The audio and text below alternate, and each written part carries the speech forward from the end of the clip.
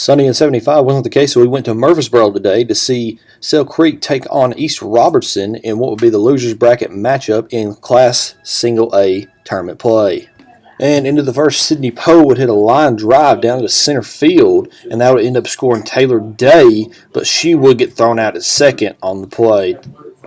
Later in the fifth, Sale Creek would pull off the 5-2-3 double play with the bases loaded to keep the score tied going into the sixth and seventh innings. And we go into the seventh inning where Sydney Poe would hit a line drive to right field that would ultimately score two Sale Creek players, Taylor Day and McKenna Morgan, and that would give the Sale Creek Lady Panthers the 5-3 lead.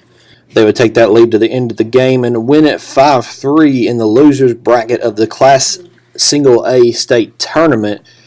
They would go on to play Adamsville at 4. And also playing today was Marion County. They would take on Adamsville, who Sale Creek beat 1-0 in the opening round.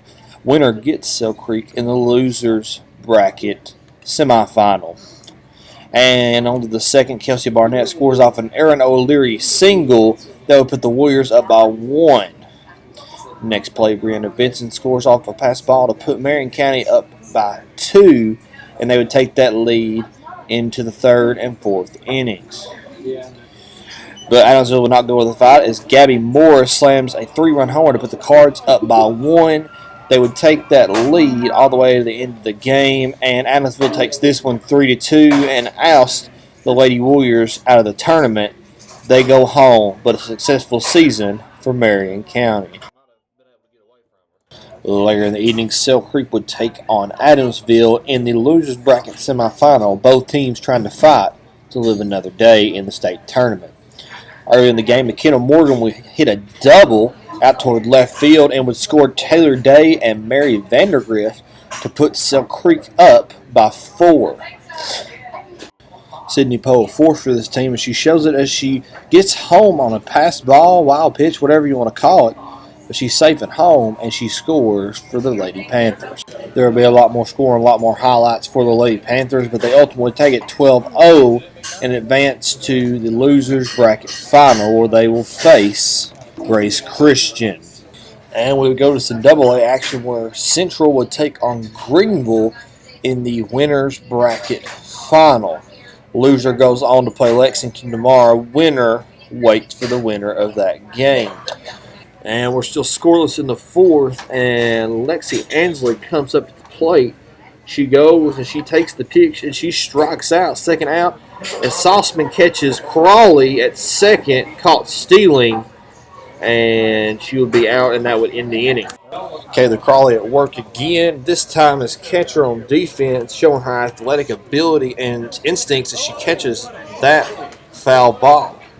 A little later in the fifth, Jordan Fortell would hit a solo home run, and that would be the first points of the game from either side as she gives Greenville the 1-0 lead.